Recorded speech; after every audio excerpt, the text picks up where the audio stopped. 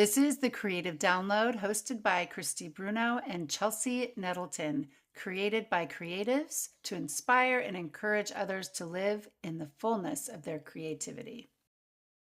On today's episode, we are talking about resistance, Chelsea. Resistance. And I know we were just laughing that those of you out there that know what resistance is like, you're going to be resisting wanting to listen to this episode on resistance. It's so good. It's so important to listen to. And who are we, Chelsea? Who are we? You want to go first today? Oh man, yeah. So I'm Chelsea Nettleton. I'm a singer-songwriter, scriptwriter, photographer, videographer, budding music producer. And I like to say right now that I'm a wannabe children's book illustrator, even though I'm probably most children can draw better than me. You're going to do it. I just know. Someday. I can't wait till one episode when we're like showing your book. So I can draw flowers now that I'm pretty proud of. So I'll take that, Okay, maybe it's a story about a flower then. Hey, there you go. Oh, yes, a budding flower. Okay. And who are you, Christy? Well, I am also singer, songwriter, scriptwriter, dancer. I still want to be a backup dancer, maybe on the Grammys or just behind J-Lo. Maybe J-Lo is my new desire. There you go. But I have a new desire. Oh, what's that? I really want to start painting clothes. I don't know why it is. I saw these really like cool painting jeans. literally physically on clothes. Ooh. Yeah. So like finding some thrift store jeans and like just doing some creative stuff with clothing. How fun that's is a little that? bit artsy. Yeah. I love that. A little side thing that I want to do. So I love that. and that'd be so therapeutic and fun. Yes. And then who knows? Maybe you'll love it and you'll get to do something else with it. We never know. At least wear them. I can wear them. At least wear them. Yes. I can wear exactly. I can make it and I can wear it and then be in my creativity, you know. And people be like, dude, where'd you get those jeans? You'd be like, oh, they're one of a kind. Yeah, they are. I got the only pair.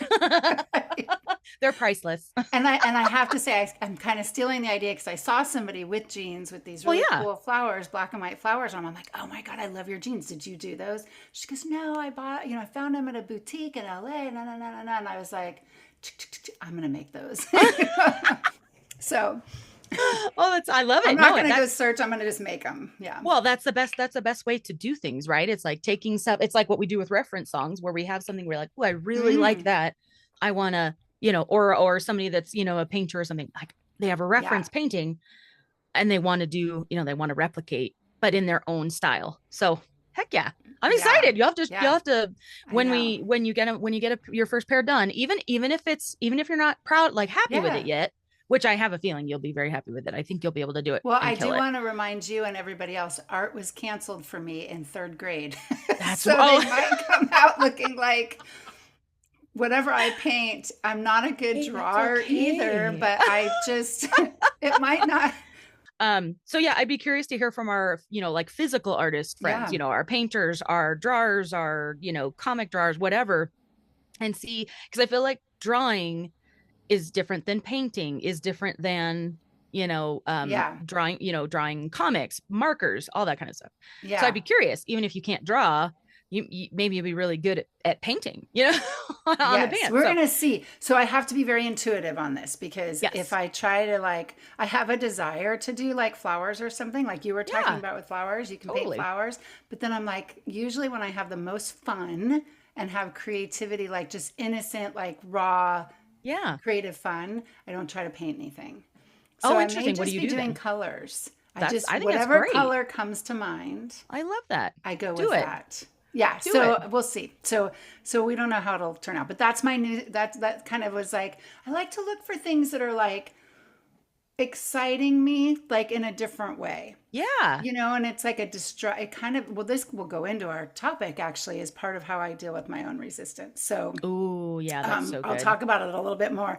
I did want to go back to our quote though about Brene Brown from last episode because I kind of started talking about it, but I did want to read her quote. And this is what kind of, I think, gave us the idea to go into resistance. So it's really the underlining quote to launch us into resistance. It says, perfect. Unused creativity gets shamed out of us and turns into rage, grief, judgment, sorrow, and shame. We are divine beings and we are by nature creative. This unused creativity then fuels resistance. which we are going to talk about today. So it's the unused creativity, right? So, yep. Oh, I got so much to say about the unused creativity. I know. And I know a lot of people listening, if not everybody listening, can relate. And I hope you guys get some encouragement. Well, not just me. I know Christy and I both are excited. Oh, I did want to say really quick. So I kind of had my half thought going back to our physical artists. If I would be curious for you guys to chime in, like on our Facebook page or send us an email, you know, like the difference, you know, if you notice that it's a big difference, like if you're a physical artist, can you draw and paint and watercolor and, you know, or is there one that you're like, I'm a fantastic drawer, I can't paint for crap? I would just be curious because you and I, Christy and I are not, you know, we're more of the word, but for us, it would be like lyrics versus poems. A lot of maybe people who don't do those things would think they're the same, but I actually really don't like writing poetry anymore. I did it when I was younger. When I switched to song lyrics, it's a very different thing for me. So anyways, just going back to that for our physical creators. Yeah, let's hear from our visual artists, right? Yeah, we'd love to hear from our visual artists and see. Because they're so part of it too, like a whole piece. Like when you put, music together, there's like the whole visual part too when you're putting a song out. So anyways, so there's the visual artists are we're all just the whole creativity that goes into music encompasses a lot of art. So it does. And I wanted to recap. So we have, we're so excited to be talking about Resistance. Let's recap a little bit. Cool, I'll try and remember.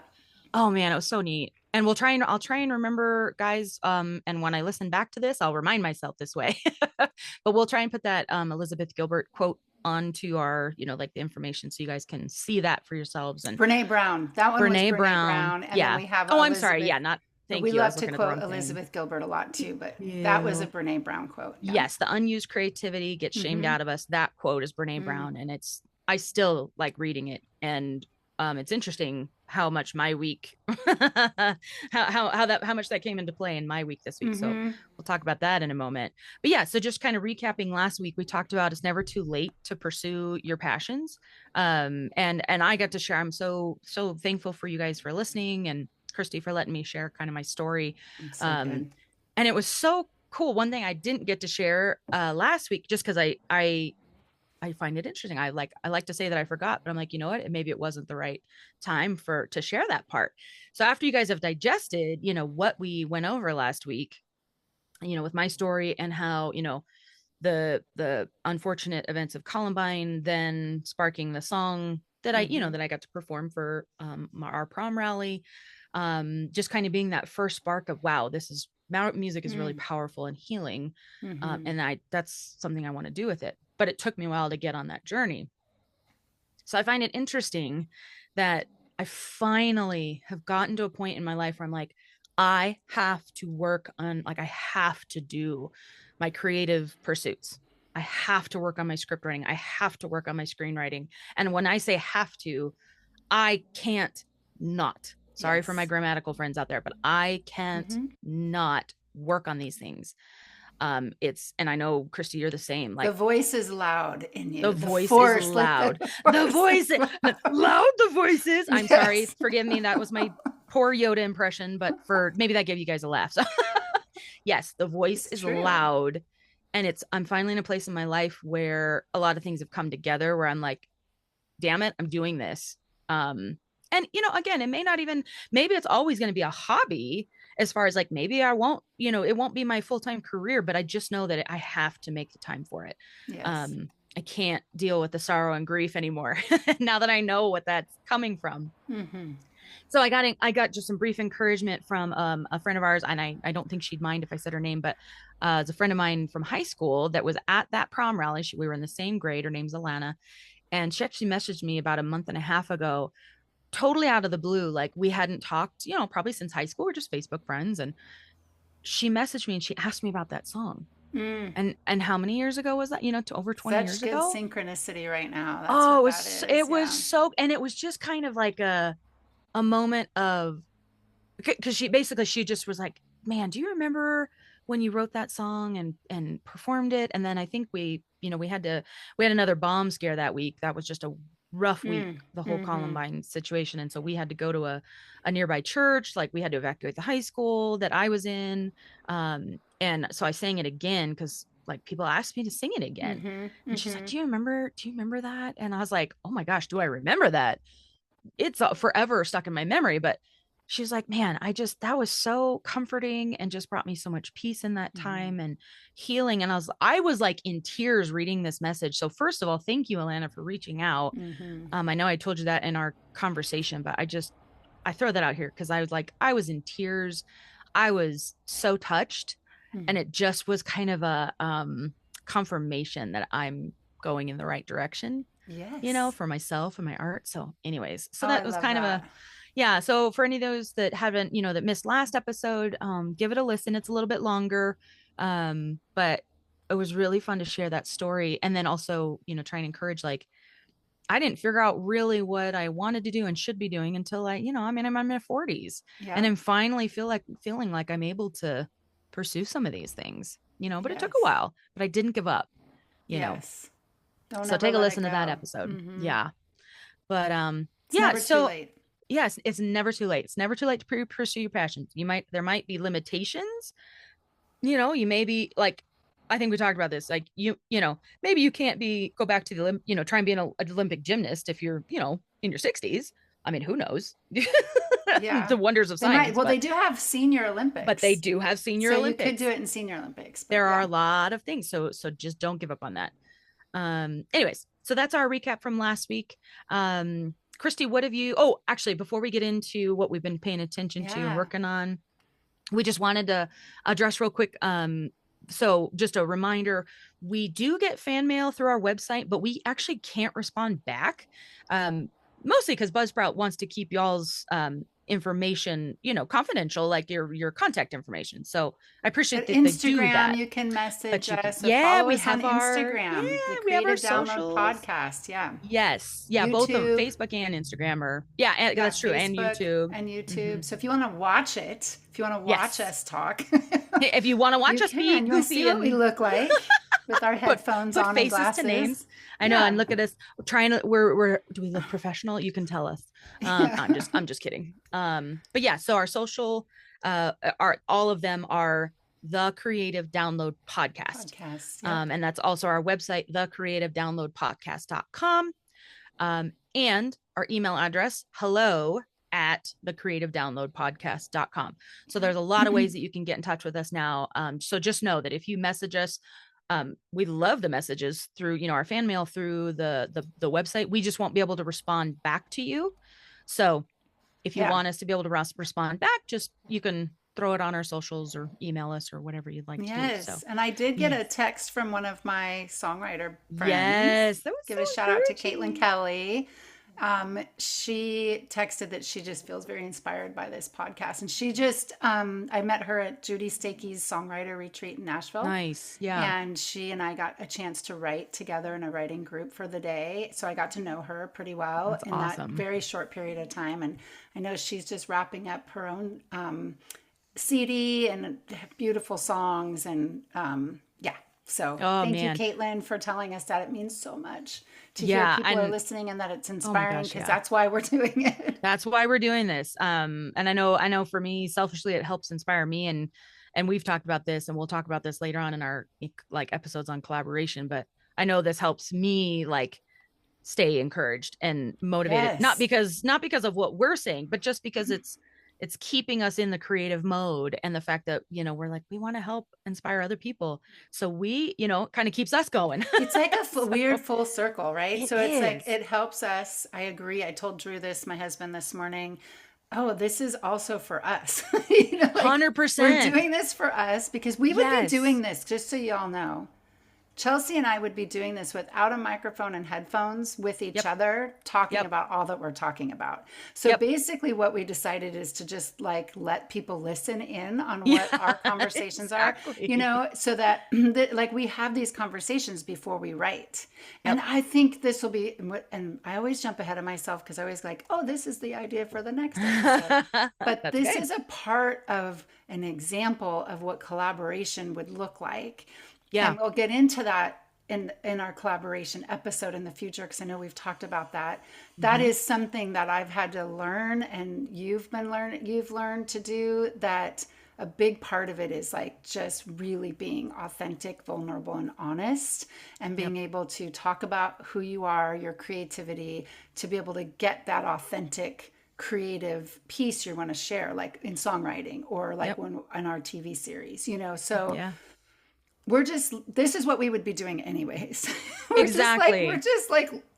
We just organized it a little bit, and now throwing it out there for anybody who gets inspired by it. Because I know that when I walk away from podcasting with you, like I am so excited and encouraged to get back working on things. So I'm like, so you're spot on. Like we would be doing this without the microphones, and then we realized, well, let's just throw them some microphones on and see if if it helps anybody else. Yeah, so and it feels so good to hear. It does. Somebody inspired someone. So thank you, Caitlin, for letting me know. And I'll throw this out too for my cousin Holly. For listening. I just appreciate your encouragement. Like it's so fun when you text me and you go, "When's the next episode out?" I'm so excited to listen to it. So, and my co-writers listen too. George and Lori. They're George Slavic. He's a great songwriter. Lori Gilbert is a wonderful lyricist, songwriter. So awesome. They listen too. So thanks, guys. Yeah, we definitely just appreciate. So thankful. Yeah, so thankful for y'all. Because it is encouraging for us too. Yeah. So again, we'll get into resistance here, but just a brief update. What have you been working on this week? Or lately? I mean, it doesn't have to be, This week's been busy. I have kind of an intention of how I look at my creativity right now. And so it's like in 3 parts. So I have the creative part, I have the community collaboration part, and then I also have the business part. I really kind of put it into these 3: business, like abundance, and so I've been doing, and part of that is, we just finished, I just finished doing 2 songs for the vocals for a demo. And then I just had a lot of like meetups. So all 3 of those things were going on at one time. Nice. And I'm a part of Sync Titans. That's like I don't think I've talked about this here, but that's. No, we have actually. Oh, have we? Okay. But recap it because it's really cool. So Sync Titans is through Elite Music Coaching. Jody Friedman and Michael Eisner are the coaches, but they're also a sync agency. So sync is having your songs licensed into TV and film.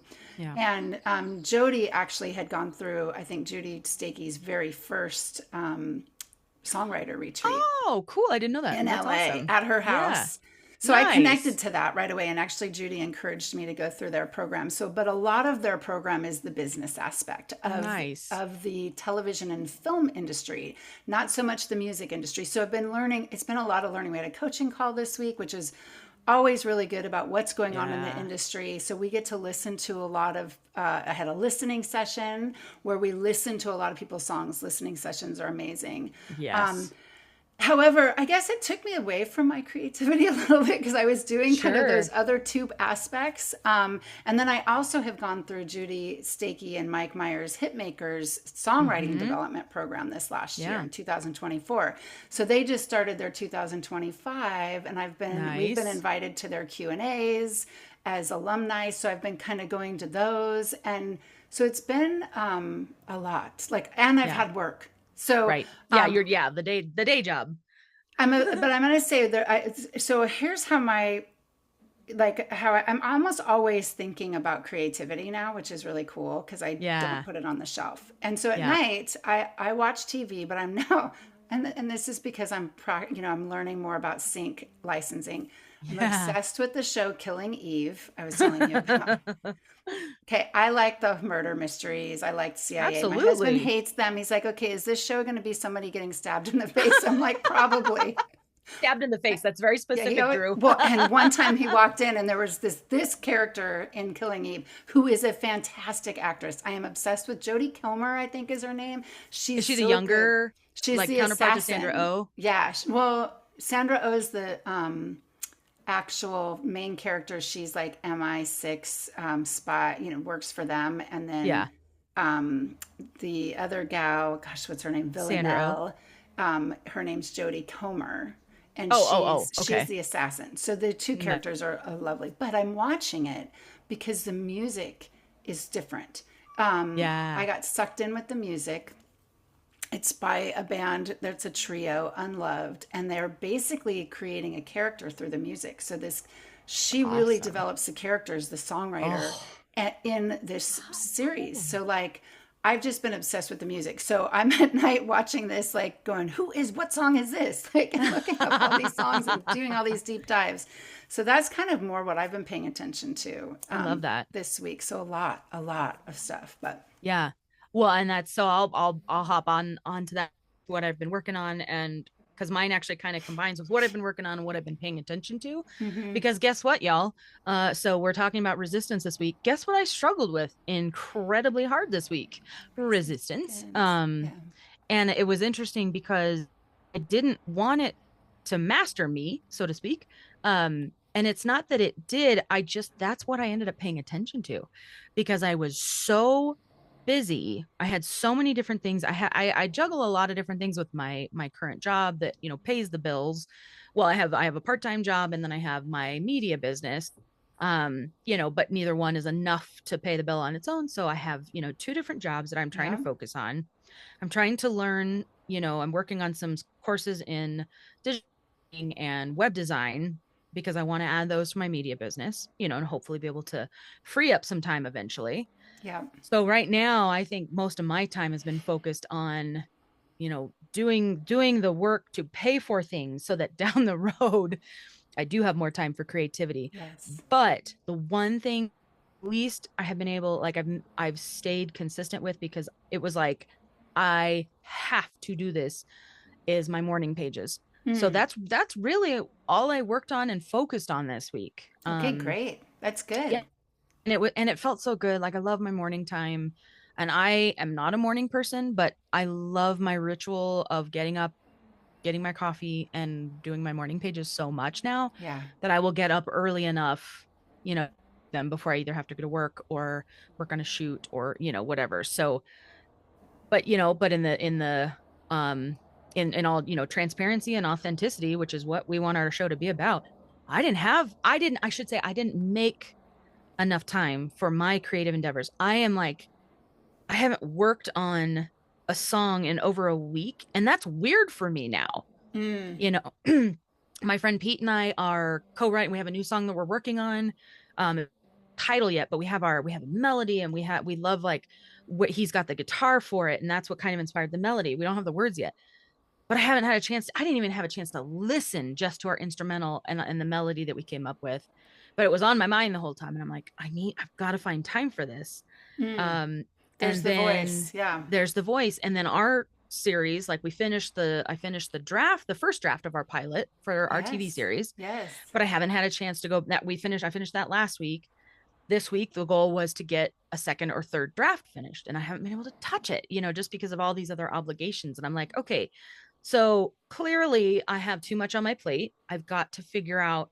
So I throw that out there for you guys. Like, we get it, how much, how easy it is for things to jump onto our plate, but how we want to encourage, like, how important it is to make sure that you have the time for those things, because so I was experiencing resistance, and going back to that Brene Brown quote, I was feeling grief and sorrow and anger and irritation. Ask my husband, poor guy. No, I'm just kidding. I wasn't. Well, I at least warned him. I was like, I don't know what's going on, but I'm really cranky today. Yeah. And thankfully he's very patient and understanding. Yes. But then I realized, I'm like, oh my gosh, this is exactly what we've been talking about. So on that note, then, let's kicking us off right into resistance. Right into resistance. But I love how you just said that. You said it perfect. That how to identify when you're in the resistance. I mean, I think that you did a great job of identifying, like, your feelings, even, like, just to even identify the feelings. I think we don't always, as humans, know how to identify what the feeling is. Like, we have not been given permission to do that in our culture. That's exactly it. So, yep. I'm going to say that there was I did Atlas of the Heart with a couple of girlfriends, one therapist and another one that works in treatment. And here I am, the, like, songwriter, like, let's do this book, Atlas of the Heart by Brene Brown. And speaking of Brene Brown. Okay, so it's so funny. We talk about her. I am not, like, I know some people, I do think she's does amazing work. She's an emotional Yes, agreed. scientist. We need her. But I know some people are really, really into her. They've read all her books. I read a Right. couple of them. Like I take what I like, but like she's not, I don't want to make her sound like she's the be all end all. Right. Although she's done a lot of her research. She is a Yes. scientist. So I say it Yes. like this. So So cool. she does research on on the emotions of our culture. Yes. And there's two things that she came out with that were really helpful for me. One is when we were starting the Atlas of the Heart, which is how she groups together the emotions, Okay. how we experience them and how we would connect them, as opposed to like a chart. Like therapists might give you a chart of like, how Yeah. are you feeling today? Seen some My of those husband even. and Yeah. I went through this and we stand in front of the chart. And we, like, I think it's that one. I think I'm mad, So like people could identify. I think I'm mad. That's me. I'm always mad. That's like the one that I'll go to. So, but That's so funny. The research she did was that on average, people only identify 3 feelings, and it's happy, sad, and mad. Okay. That's like been what we've probably been given permission to identify. So so I recommend the book. If you're interested in your feelings, it's a great way to look at how feelings kind of operate, because we are, and this is my belief, we are feeling beings. That's a guidance system in our nervous system that's given to us so we can identify stuff like you just did. Like you identify, oh, I'm feeling grief. I'm feeling, well, and that word's kind of a taboo too. We don't know how to deal with it still in our culture, how to deal with sorrow. How to deal with all those feelings. So once you identify them, so when we give ourselves permission to feel and learn what our feelings are, guess what? It doesn't matter if you're man or woman either. I know for a long time, I've heard men say, well, I only feel a few feelings. That's not true. You've only been given permission to feel those, and it's coming you learn how out to in stuff down the other ones. Stuff it, right? And stuffing it as creative beings that we all are, creates resistance, and it creates tension in the body and all those things that go on, that so when we talk about resistance and feelings, like, I hope stick with us. Yes. Yes, stick with us. It's not just a feminine thing. Like, it's and oh God, I just realized too, this is so powerful for what we're talking about today too. There's so much out there. So as far as emotions and feelings, people think, oh, that's a feminine thing. And then, oh, it's a masculine thing to be tough. Oh my God, y'all, we have it so wrong. Femininity and masculinity have been so effed up over the centuries and years. I was just talking to my good friend Elle the other day about masculinity and Elle and Danny, my 2 great friends, they're married, and we just have wonderful conversations. Masculinity has been so effed up, and so has femininity. And we'll get like, that's a whole other topic. But yes, guys, you are those guys out there that don't feel like you're allowed to feel, you're allowed. Please do. Like, and women, you're not emotional. You're not. I struggled with this for years. I was like, oh, I'm too emotional. Oh, I'm too sensitive. It's like, no, I'm a fucking artist. Pardon my language for that feelings. one. Yeah, I was shaming myself, and I'm a creative being, just like all of us. And I was choosing to look at it that I wasn't allowed to have those feelings and emotions. And do you have to learn how to kind of deal with them within society? Yes, sometimes, right? But I wasn't figuring out a way to let those out when I needed to and where I could until, recently. I know. It's so now I really think we're moving into in general in our culture, more emotionally intelligent. I do too. So we've really focused. I mean, I'm coming from an education background when I say this. Okay, so like in education, because I was a trained educator, went to school to become a teacher. Most of what we're doing is intellectual education, IQ, right? Yes. And now in the last 10, since I've been in real estate, which is interesting how when I left teaching, went into real estate, by the way, I went into real estate so I could pursue my music. That was the intent of that, going into real estate. And it's working. It's actually working for me. But it took about 10 years of doing real estate to be able to really get that down and know what I'm doing with all that. So right. EQ, emotional intelligence, is more now where we're moving to. And I think a lot of people we can speak generally because we've already said it in our prior podcast and in this, like, and I just said it in Brene Brown's quote, we are all creative beings, and our creativity is linked to our emotions. And so whether we're watching creativity or we're creating creativity, you know, it's touching in on that part of ourselves.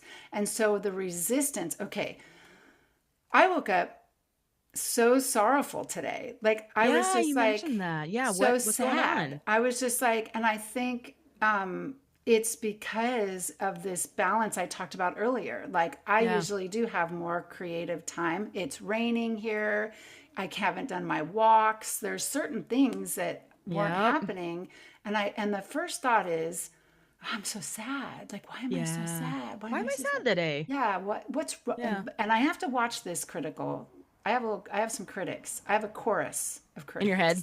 Yep. Yes. Yeah, I was gonna say, yeah, I don't have a chorus. Yeah, chorus is a good way to put it, not just one. There's one that likes to say a lot, what's wrong with you?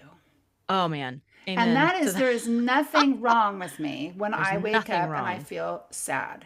Right. That is a normal feeling, and it's not. And then I remembered, oh wait a minute, that's just one of the three.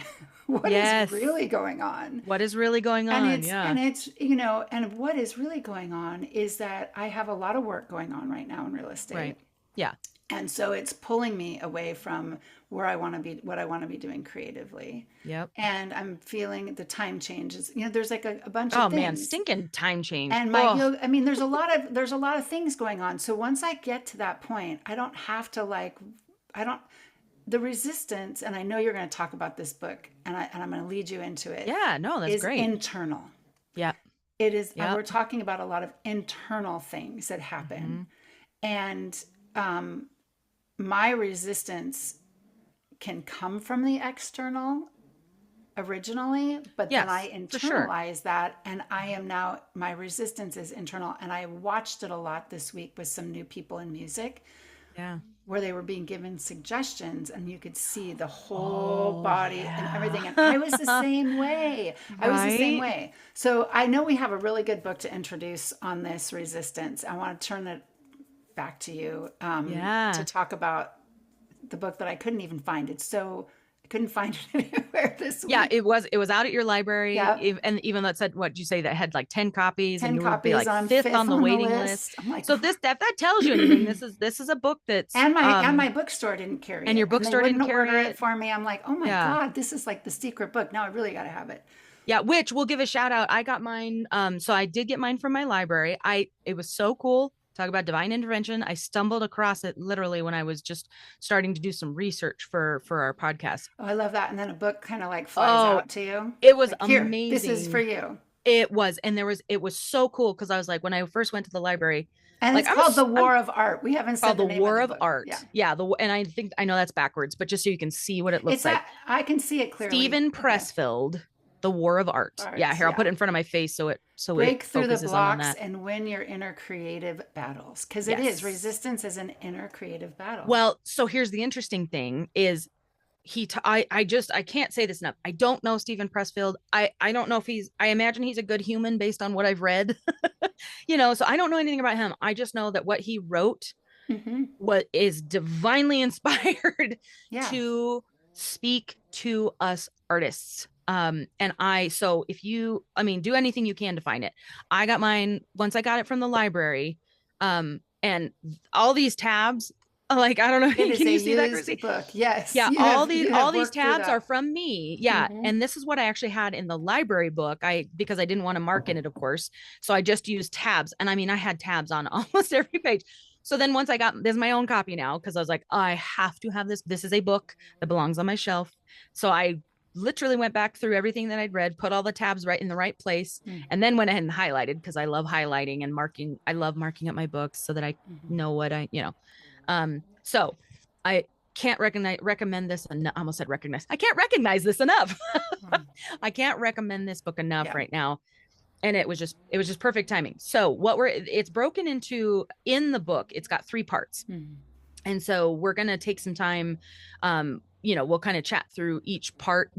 Christy and I were chatting about this, like getting ready for this episode, because it's not a big book. but it is thick. Yeah. It is dense in the best possible way. It's like you can kind of find probably, I'm guessing in this book, you can find where you're at to go to. Yep. 100%. You don't have to read it from beginning to end. And totally don't. And yep. so I think like recognizing like what is resistance, it's hard. Like I think the reason why, Chelsea, you recognize that you're in resistance or this is what it is, because we've been talking about it. So now that you know, and it gets talked about in the programs we've gone through, in songwriting development programs. It gets talked about in the program of the Sync Titans. It gets talked about. Like when we resist something, I think here's what the resistance was like for me about 5 years ago, and I'll just because I told you perfect. I was at, so I get coached in real estate. My whole team does, by a really great coach, Tom Ferry. He's probably one of the top coaches in the real estate business. Shout out to Tom. He's been amazing. I have a friend that went to his conference and like a real estate friend. And I think she spoke in one of the panels or something. So, and you think even I know Tom Ferry. And you go, when I first started it, cause I really wanted to get coached. Everybody said, you got to get coaching in real estate. I thought it was going to be all about learning about real estate, and it's really not. It's more like life coaching, you being the best person you can be. He gives you a lot of real estate facts because you do need to know real estate. But anyways, he had said, okay, I know none of you are here, or how many of you are here because you woke up or you grew up thinking, I want to be a real estate agent. And it's like, there's like 5,000 people in the room and like 10 raise their hands. You know what I mean? It's like most people go into real estate that's not the first thing they thought of they want to do, unless they had a family member that was really successful and they followed them in. That's kind of how he took it. And he goes, so I really want you to write down, like, what is it that you really, really want to do? Because he's doing what we were doing. You need to have that part of your life active. Yes. And it's funny, his brother, Matthew Ferry, is a songwriter. He does coaching.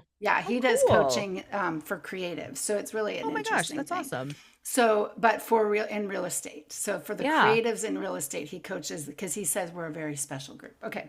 That's cool. But it's everybody, everybody really has this in them. Mm-hmm. And I went up to him because we get to talk to him. He's like, we're one of my boss. Yeah, he's super interaction. Like he's very interactive, and my boss is his first client. So like we have we get to talk to him. And I said, Tom, I got to tell you, you know what? My dream is, I really just want to write good songs. I'd love to write a hit song. And he goes, great. Go study hit songs. Go learn what it means to write a hit song. And I was so offended. Why? What? That's the resistance. That was the resistance. Okay. Like how? And I watched this. Like, I can't study hit songs. Like, I'm writing from my soul. I'm writing from my heart. How do I take that? That's got to be different. I'm going to write a hit song is going to be like this, but what I'm writing is so. I had not didn't know at the time that that's resistance.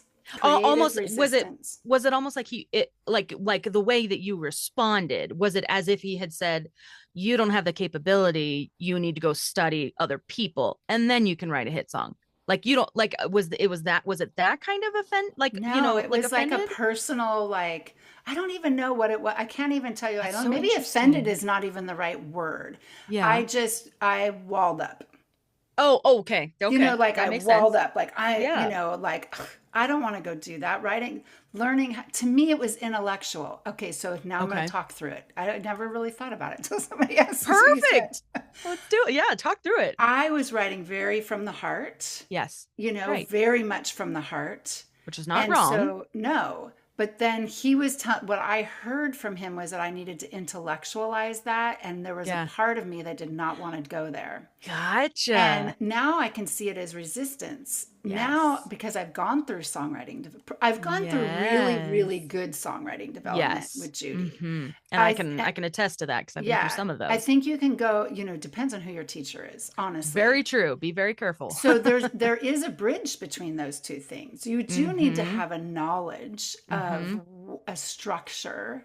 Mm-hmm. And so it was just really interesting to me that when we were talking about this resistance, I was like, oh my God, that was like 5 or 6 years ago. Oh, how cool and is that resistance really kept me for another 3 years before I went to Judy's retreat. Yeah. And I felt like that retreat was very safe to go to because I guess it was an unsafe feeling. I think I felt like I had to protect myself. I had Going to back to our protect the episode songs. last week, right? Yeah. Yeah. I had to protect my songs or I had to protect what I was doing because if I make them a hit song, they're not going to be like they were still my babies, like all this kind of stuff. I hear a lot of songwriters that come into the songwriting development programs start to say like, oh, that was me. I was definitely doing that. So when it's so cool to be able to like be in some of the groups when people are just starting songwriting development because I see where I was. How cool is and that? how I've learned how to bridge that and learned how to like, I remember the moment in Judy's songwriting development where I decided, oh, it was a light bulb went on. Oh, I'm here for the long game for songwriting. Like you said, I have to do it.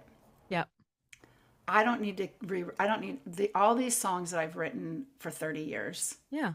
They can be where they're at. I can write new songs and learn this new way and combine those two things. Yeah. And write good songs. Like it was like, but I needed a lot of the help along the way to get there. That makes sense. For sure. Yeah. Oh, 100%. And I mean, and then I've been on a similar journey and we've talked about that a little bit. One thing I can't remember if I talked about this in our very first episode, but I think it's very worth repeating if I did. And I will find the book, because again, when I started doing research and this book popped out, there was another book that I started reading. I think I read it first. And it's more on the psychology of art, which again, another phenomenal book that I have in my thrift books, favorites list. As soon as I'm able to, I will be getting that book for my shelf. I have about 8 books from that trip to the library that I now need my own copies, but I think this is worth repeating. So people think of it as left brain, right brain, right? We've been taught left brain is logical, right brain is creative. That's actually total bullshit. They converge in a way that, science is really, I don't know if we'll ever understand it, but they're starting to really look at how they intertwine. One thing that stood out to me from this book specifically was, okay, so I always thought left brain logical, right brain creative. Right. They did a study. Too. I think I was told. Yeah, we get told. Oh my God, we got told that my whole life for sure. So and again, that made me think, oh, well, I'm a right brain. I'm a creative. I'm very much like, I'm both. I'm like, if you have to put it into a half, I'm half creative, half logical. We're actually all that way. It's just a matter of how it shows up. Right. So anyways, okay. So the study that they did that I thought was fascinating, they studied patients and I can't remember who they was, but it was, it was a research team. They studied patients that had basically lost function of their right brain. So they were basically quote unquote, so to speak, somebody who had a stroke or something. Yeah. So there was like something caused it so that they really only had left function. In most capacity, they were still functional, but something had happened to basically cause them to kind of lose their right brain, and then vice versa, right? So they studied patients that had only function of either their right brain or only function of their left brain, in essence. The interesting thing was, you would think, okay, those that lost the left brain part but still had the right brain were probably incredibly creative, painting, drawing, maybe they developed a new skill that they didn't because their left brain was quote unquote in the way. And vice versa. Maybe the people that lost their kind of use of their right brain became much more logical. Maybe they became numbers focused, blah, blah, blah. Not even close. So the study that the one study that really stuck out to me was, so they looked at the left brain patients, and I want to make sure I'm getting these right. So the left brain, the patients that still had function of their left brain had, and again, I'll double check this. One side of the brain, basically, they were told, okay, go ahead and, draw a house. And so one side brain patients, and whether it was the left or the right, I can't remember now, they had function of one side. They drew the outline of the house. But weren't the windows off or something? Or yes. So they drew the house, they drew the outline, but they didn't really actually have any other detail. And then the other brain patients, the other side, drew all of the things that would be with a house, but the windows were like maybe up on the top of the page. The actual outline for the house was down at the bottom. The door was turned on its side. None of it made sense. And they were so neither drawing of the houses, whether left brain or right brain, made sense until you put them together. Yeah. And I was like, how cool is that? Like, I mean, stinks for, people that lose that. I think they did talk about how you can then start to kind of retrain your brain. Well, yeah, so now we know you can regroove the brain a lot. But how cool is that though? That it's like, our left side and right side, we're not left-brained or right-brained. We are both. We need both. So it's okay to have, because I struggled with that too. Going back to what kicked that off in my head was when you said, getting more into the logical, intellectual side of songwriting. I struggled with that so bad too, because I was like, I just want to be a creative from the heart. That was back when I was just like, I want to be emotional and artistic. Well, yeah. And then there's a big part of being intellectual too. Yeah. Go ahead. And combining those. So because there are some songwriters and musicians, I see this where they're very good at learning you're learning all the techniques, but then you're not having any of the emotion into it. Right. So it's like the combination is really, I think, what we talked when I was saying earlier about emotional intelligence. So you don't want to be completely emotional or completely intellectual. There's a combination. And so the resistance that shows up, which can show up as physical resistance, shows up as emotions of sadness, like Brene Brown said. There's a great line in the War of Art. What is the in the very beginning? You said that I think gives a great intro to that book. Yes. So, okay. And I may have quoted this last week because we talked about, but again, it's worth redoing. Yeah. So he basically starts off the book here. Let's see, there's a secret that real writers, and we'll put in there artists. But he, he's a writer, so he puts it towards writers. There's a secret that real writers know that wannabe writers don't. And the secret is this: it's not the writing part that's hard. What's hard is sitting down to write. What keeps us from sitting down is resistance. Yeah. Hey, everyone. Thanks so much for listening. We got rocking and rolling so much that we ended up with about an hour and a half recording. So we decided to split it into 2 parts. So you just finished listening to episode 4 on resistance. Make sure to check out episode 5 where we pick up the conversation and keep on going.